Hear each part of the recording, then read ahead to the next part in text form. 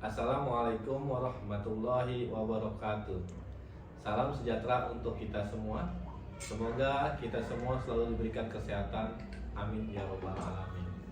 Perkenalkan, saya Sadia Bustomi. Saya dosen tetap di program studi kesehatan masyarakat Fakultas Ilmu Kesehatan Universitas Falatheha. Pada kesempatan ini, saya akan menyampaikan bidang pengajaran saya pada mata kuliah yang saya ampu selama saya mengajar di program studi kesehatan masyarakat. Tentunya sesuai dengan bidang keilmuan saya, yaitu manajemen bencana. Adapun beberapa mata kuliah yang pernah dan sedang saya ampu sampai dengan saat ini, diantaranya yaitu pembiayaan dan anggaran kesehatan, investigasi dan pencegahan kecelakaan, kesehatan lingkungan bencana dan tanggap darurat, serta dasar keselamatan dan kesehatan kerja. Salah satu mata kuliah yang saya ampu yakni manajemen bencana dengan kode mata kuliah 31812 yang memiliki bobot SKS sebanyak 2 SKS.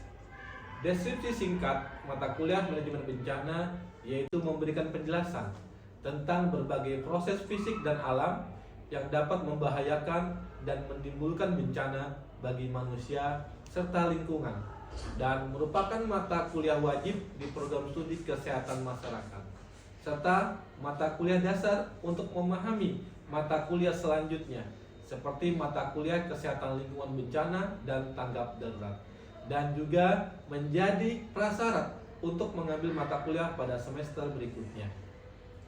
Mata kuliah manajemen bencana ini mempunyai tujuan untuk memberikan pemahaman kepada mahasiswa tentang bencana, kerentanan, karakteristik, penyebab, dan dampak dari berbagai bencana alam, macam-macam mitigasi struktural dan non-struktural, siklus manajemen bencana, strategi adaptasi masyarakat, pengolahan kebencanaan, dan sistem informasi penanggulangan bencana. Adapun capaian pembelajaran mata kuliah ini yaitu 1. Mampu memahami pengantar dan konsep manajemen bencana. 2.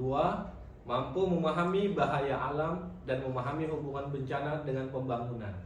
Yang ketiga, mampu memahami penilaian bencana, kerentanan, dan penilaian resiko. Yang keempat, mampu memahami fase dan terminologi manajemen bencana, mitigasi bencana. Yang kelima, mampu memahami kesiapan dan tanggap bencana tim manajemen bencana. Yang keenam, mampu memahami pedoman penanggulangan bencana bidang kesehatan yang sesuai dengan Kepmenkes nomor 145 tahun 2007 dan mampu memahami peraturan pemerintah RI nomor 21 tahun 2008 tentang penyelenggaraan penanggulangan bencana. Pada proses pembelajaran mata kuliah manajemen bencana, proses pembelajarannya menggunakan teknik DIY, yaitu delivery atau penyampaian, interaction atau interaksi, dan assessment atau penilaian. Teknik yang pertama yaitu proses penyampaian atau delivery, di mana dalam mendapatkan bahan mata kuliah atau bahan ajar sehingga mata kuliah ini dapat dipahami dan tersampaikan dengan jelas dan baik kepada mahasiswa. Salah satunya menggunakan beberapa bahan bacaan atau textbook, yaitu Pusat Manajemen Bencana dari Universitas Wisconsin, Tinjauan Umum Manajemen Bencana dari UNDP, Manajemen dan Mitigasi Bencana dari Bapeda Jawa Barat, dan Disaster Management Cause and Effect. Selanjutnya, metode pembelajaran dalam setiap pertemuan pada mata kuliah ini menggunakan metode SCL, Student Centered Learning, di mana proses pembelajarannya memberdayakan peserta didik atau mahasiswa dan menjadi center selama proses pembelajaran berlangsung. Metode pembelajaran yang saya gunakan pada mata kuliah ini yaitu blended learning, self-directed learning, problem-based learning, dan tutorial clinic. Sebelum pertemuan perkuliahan berlangsung, saya selalu menggunakan metode pembelajaran self-directed learning, yaitu di mana saya akan mengupload terlebih dahulu bahan materi saya di LMS dan Classroom yang nantinya mahasiswa akan dengan mudah mendownload materinya. Kemudian materi tersebut dapat mereka baca dan mereka ringkas untuk menjadi bahan diskusi di pertemuan yang akan datang. Pada saat pertemuan, Sebelum saya memulai perkuliahan, saya akan mereview ringkasan materi yang mahasiswa sudah ringkas terlebih dahulu. Setelah itu, saya akan menjelaskan materi dan terakhir dengan menggunakan teknik problem based learning yang saya akan memberikan mahasiswa kasus yang nantinya akan mereka diskusikan bersama kelompok menggunakan tutorial klinik dengan metode 5 langkah penyelesaian kasus, yaitu langkah pertama, mahasiswa mengidentifikasi permasalahan dari skenario kasus yang didapat dan mengklarifikasi kata-kata yang sulit atau unfamiliar term. Langkah kedua, mahasiswa melakukan brainstorming atau curah pendapat untuk menganalisis permasalahan yang dihadapi dengan menggunakan pengetahuan yang sudah didapat atau prior knowledge. Langkah ketiga, mahasiswa menyusun penjelasan secara skematis atau mind map berdasarkan hasil brainstorming dan menentukan learning objective atau tujuan belajar. Langkah keempat, mahasiswa belajar mandiri untuk memperoleh jawaban dari permasalahan yang telah ditentukan bersama menggunakan prinsip evidence based practice atau EBP. Dan terakhir, langkah kelima, mahasiswa dapat menjabarkan temuan informasi yang diperoleh dari belajar mandiri dan berdiskusi bersama kelompok untuk menyusun penjelasan secara menyeluruh dan pemecahan masalah hingga menentukan tindak lanjut. Selanjutnya, teknik kedua yaitu interaksi atau interaction, menggunakan media pembelajaran yang dilaksanakan secara offline atau secara langsung tatap muka dalam ruang kelas yang sudah terdapat mahasiswa sebelum jam perkuliahan dimulai. Sudah tersedianya formulir daftar kemajuan dosen, formulir absensi kehadiran mahasiswa, materi-materi pembelajaran, serta yang terakhir, sarana pembelajaran seperti laptop dan proyektor sudah tersedia. Dan proses terakhir, teknik ketiga yaitu penilaian atau assessment, di mana dalam proses ini saya selaku dosen pengajar melakukan evaluasi kepada mahasiswa terkait kehadiran dalam perkuliahan, bobot penilaian tugas, kuis, UTS, dan UAS, sehingga mahasiswa dapat mengikuti proses perkuliahan sebaik-baiknya dan mengetahui hasil penilaiannya. Baiklah, selanjutnya saya akan menampilkan proses pengajaran atau perkuliahan pada mata kuliah manajemen bencana yang dilaksanakan secara offline atau tatap muka langsung. Demikian penyampaian bidang pengajaran saya. Atas perhatiannya diucapkan terima kasih. Wassalamualaikum warahmatullahi wabarakatuh.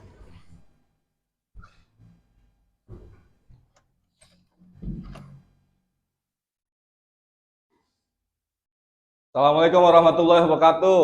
Waalaikumsalam warahmatullahi wabarakatuh. Selamat pagi semuanya. Pagi.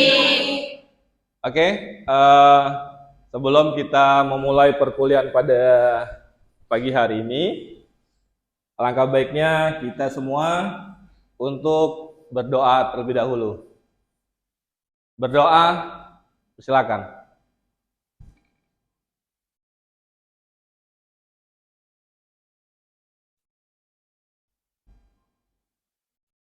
Selesai.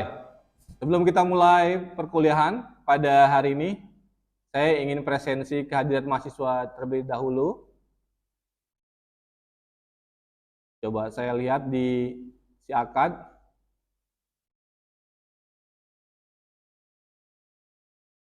Apakah hari ini ada yang tidak hadir? Ada semua. Oke, alhamdulillah kalau begitu. Kita masuk ke materi, tetapi untuk mereview materi sebelumnya, yaitu terkait dengan manajemen bencana. Mungkin teman-teman di sini ada yang sudah ataupun yang masih mengingat kesimpulan daripada materi sebelumnya. Siapa?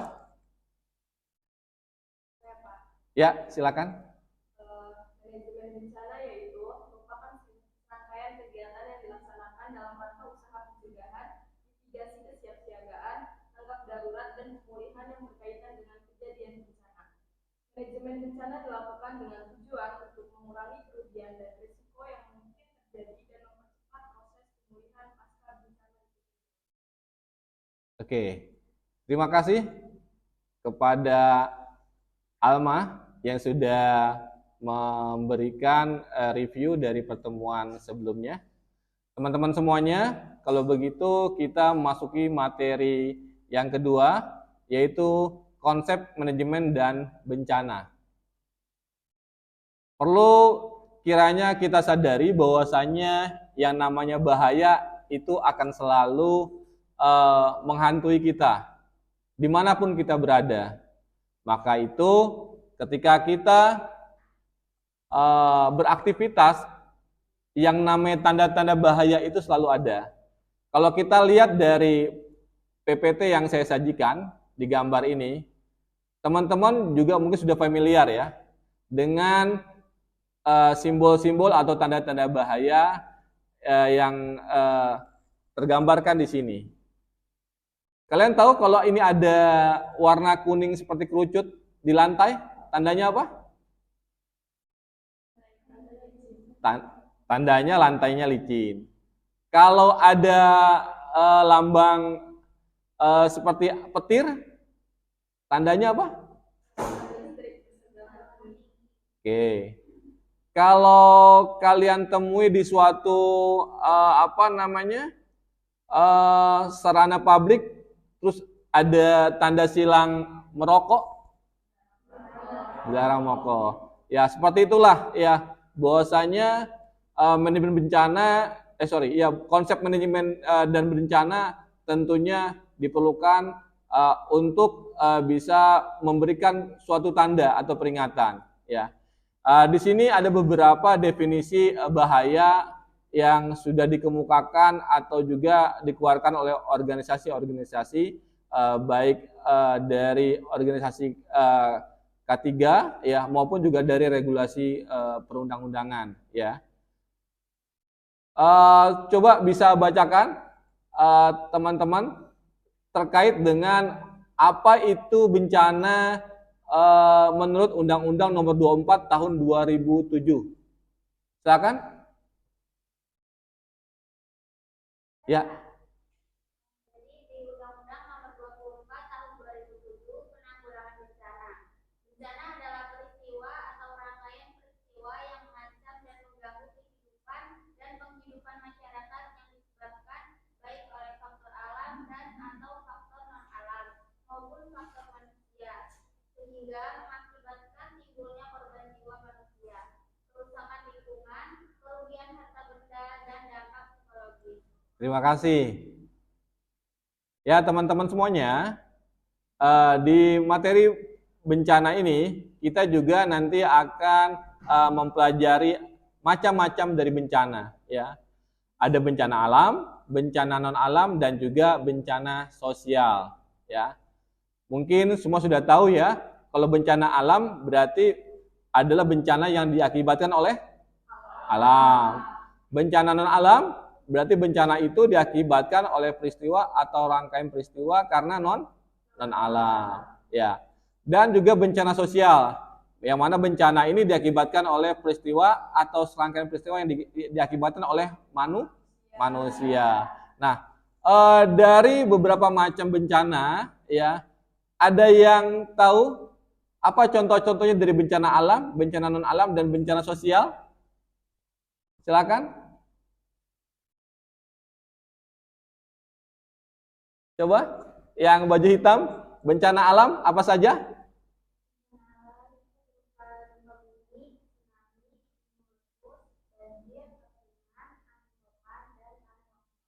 Oke, terima kasih. Kalau bencana alam, yang sebelahnya? Ya. Apa saja contohnya? Ya.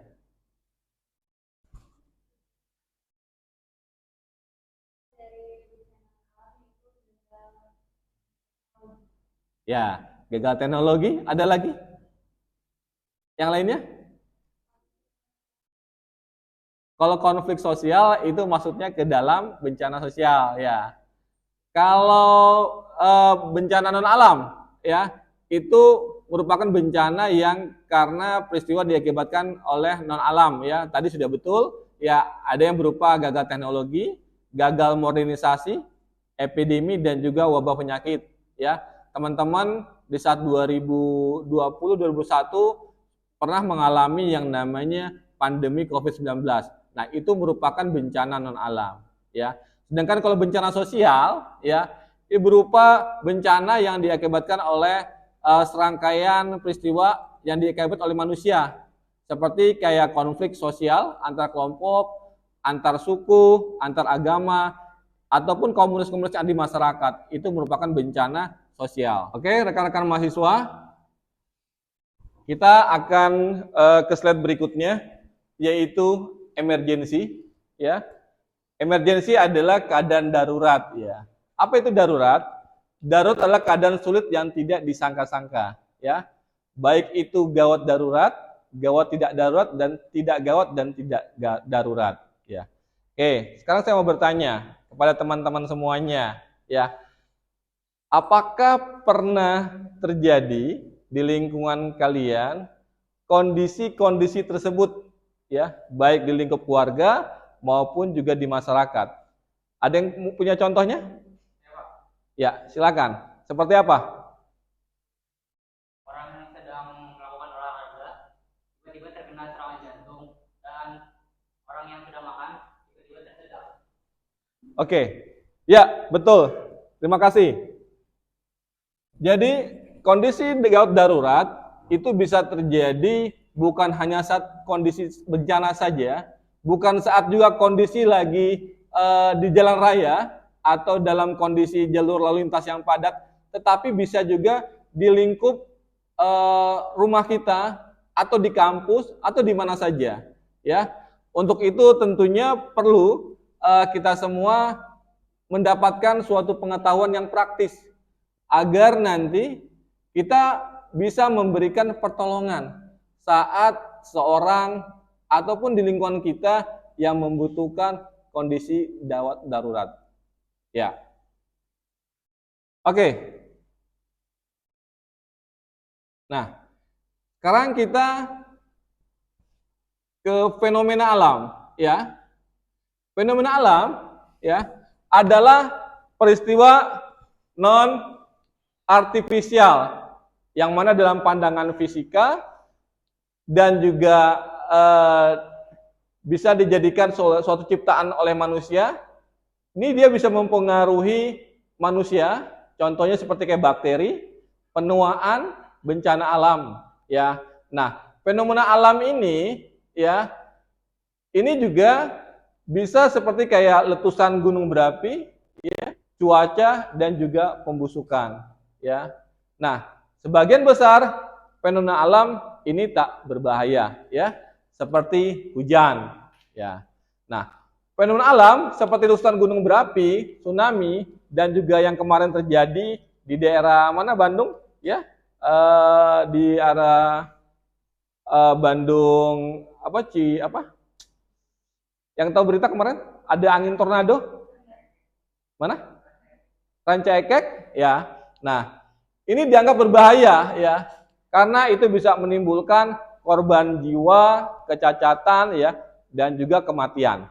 Ya, nah, fenomena di sini artinya adalah hal yang luar biasa, ya, di dalam kehidupan di dunia ini, ya, dan ini dapat terjadi dengan tidak terduga dan tampak mustahil dalam pandangan manusia. Artinya dia bisa datang tiba-tiba, gitu ya, tanpa kita prediksi, seperti itu. Nah, teman-teman semuanya, di sesi yang pertemuan pertama, kita juga sudah membahas terkait dengan tipe bencana. Ya, bencana terbagi ada 3, ada alam, non alam, juga manusia. Ya, yang mana tadi juga sudah kita jelaskan. Ya, dan bencana tersebut, ya, ini ada yang bisa diprediksi dan juga tidak bisa diprediksi. Nah, ini adalah, kode dan tipe bencana, ya, yang mana kita sebagai masyarakat, ya, umum, ya, dan juga nanti teman-teman juga sebagai petugas daripada K3 di Septi itu harus bisa memahami kode-kode bencana ini, ya. Nah, di dalam bencana tentu adanya yang namanya kerentanan, ya. Nah, kerentanan ini, memiliki beberapa jenis, ya. Ada kerentanan fisik, ada kerentanan sosial, dan juga ada kerentanan mental, ya. Contoh dari kerentanan fisik yaitu bangunan, infrastruktur, ya, konstruksi yang lemah. Ya, ini merupakan jenis daripada kerentanan fisik. Sedangkan kerentanan sosial yaitu kemiskinan, ya, lingkungan, konflik tingkat pertumbuhan yang tinggi, anak-anak dan wanita lansia, serta juga mungkin ibu-ibu hamil, ya, dan juga yang lagi menyusui, ya. Kerentanan mental yaitu ketidaktahuan, tidak menyadari, kurangnya percaya diri, dan juga gangguan mental yang lainnya, ya. Nah, ini contoh-contoh daripada kerentanan, ya. Serta bahaya dan kerawanan kerentanan serta resiko-resikonya, ya. Nah, bahaya itu merupakan fenomena yang terjadi karena alam atau juga karena manusia yang tentunya dapat merusak, ya. Sedangkan kerawanan adalah kemungkinan potensi kerugian yang ditimbulkan oleh bahaya di suatu wilayah dalam kurun waktu yang tertentu. Nah, kalau resiko adalah perakiraan atau kemungkinan dari potensi kerugian yang ditimbulkan oleh bahaya di suatu wilayah dalam kurun waktu tertentu. Kalau kita lihat gambarnya seperti ini,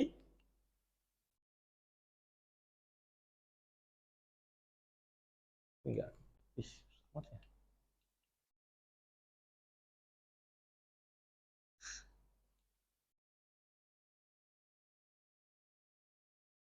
Antara bahaya, resiko, dan juga kerentanan, dia saling berhubungan. Nah, ini adalah salah satu contoh peta kerawanan yang ada di Indonesia, ya, di mana lokasi-lokasi kerentanan ini dapat terlihat, ya, dengan adanya warna-warna hijau, kuning, merah, ya, yang mana mengartikan, ya. Berikutnya adalah dampak bencana, ya. Nah, bencana alam itu bisa mengakibatkan dampak yang merusak pada bidang ekonomi, sosial, dan juga lingkungan, ya, di mana kerusakan infrastruktur itu dapat mengganggu aktivitas sosial. Dampak dalam bidang sosial yaitu bisa mencakup daripada kematian, cedera, luka-luka, hilangnya tempat tinggal, ya, pengungsian, ya, dan juga kekacauan daripada komunitas itu tersebut, ya. Nah, sementara kerusakan lingkungan juga bisa mencakup hancurnya hutan yang melindungi daratan, di mana salah satu bencana alam yang menimbulkan dampak paling besar yaitu contohnya adalah gempa bumi. Kita sadari bahwasanya selama 5 abad terakhir gempa bumi ini telah menyebabkan lebih dari 5 juta orang meninggal atau tewas. Dan gempa bumi ini 20 kali lebih banyak daripada korban gunung meletus. Karena dia dalam hitungan detik, hitungan menit, ya, sejumlah korban yang luka-luka, yang sebagian besar tidak menyebabkan kematian, tapi tentunya dia juga membutuhkan pertolongan dengan segera, ya. Dan tentunya dibutuhkan suatu fasilitas kesehatan yang harus siap, gitu, ya. Tapi kondisinya memang saat itu pastinya banyak sekali yang rusak, ya, yang runtuh, yang hancur, ya. Maka perlulah kiranya kita mempelajari terkait dengan konsep daripada bencana ini sendiri. Ya, terima kasih kepada rekan-rekan semuanya. Sebelum perkuliahan pada pertemuan kedua ini saya tutup, adakah materi yang sudah saya sampaikan yang ingin ditanyakan? Saya, Pak. Oh, ya, silakan. Baik, izin bertanya. Perkenalkan, nama saya Dwi Retno. Seperti yang sudah tadi teman saya jelaskan, kan katanya kalau orang berolahraga itu tiba-tiba bisa terkena serangan jantung ataupun orang yang makan bisa tiba-tiba tersedak. Nah, itu kenapa Pak bisa disebut dengan keadaan yang darurat? Sementara sepertinya itu hal yang sepele gitu Pak. Ya, Baik. terima kasih teman-teman mahasiswa. Jadi begini, ya. Tadi sudah dijelaskan atau sudah diberikan contoh bahwasanya suatu kondisi gawat darurat yang terjadi di lingkungan kita, yaitu ketika ada orang makan dia tersedak, ketika ada orang yang sedang berolahraga setelahnya kenapa dia serangan jantung, ya. Kok itu disebut situasi gawat darurat? Karena ya situasi tersebut perlu diatasi, ya, dalam kurun waktu bukan hanya hitungan menit, bahkan detik, ya, agar tidak berakibat hilangnya nyawa ataupun juga cacat, ya, sehingga perlu kiranya kita semua bisa mendapatkan pengetahuan yang secara praktis dan juga terutama masyarakat luas, ya, agar nanti pertolongan pertama ketika nanti ada kondisi-kondisi tersebut itu bisa tertolong secara baik dan secara cepat. Begitu. Baik, terima kasih Pak. Oke, teman-teman semua. Jadi dari apa yang sudah saya sampaikan materi pada hari ini, jadi kesimpulan dari konsep manajemen bencana bahwasanya banyak hal yang tentunya kita dapatkan, ya, bahwa manajemen bencana ini mempelajari tentang suatu proses terencana yang dapat kita kelola dengan baik dan juga aman, sehingga sangat penting untuk mengurangi risiko bencana. Dan tentunya kita juga dapat menentukan metode rehabilitasi dan juga rekonstruksi pasca terjadinya bencana tersebut. Nah, manajemen bencana ini juga bermanfaat bagi tenaga kesehatan, bagi teman-teman yang selaku nanti sebagai petugas safety K3 atau juga pengambilan kebijakan dan tentunya mahasiswa serta masyarakat umum secara luas, sehingga nantinya bisa memberikan tanggapan, ya, sehingga bencana itu bisa dihindari dan juga bisa diminimalisir agar tidak terjadinya bencana susulan atau bencana yang terulang lagi. Itu saja materi pada hari ini, dan mohon maaf apabila ada hal yang kurang berkenan. Saya ucapkan wassalamualaikum warahmatullahi wabarakatuh. Waalaikumsalam warahmatullahi wabarakatuh.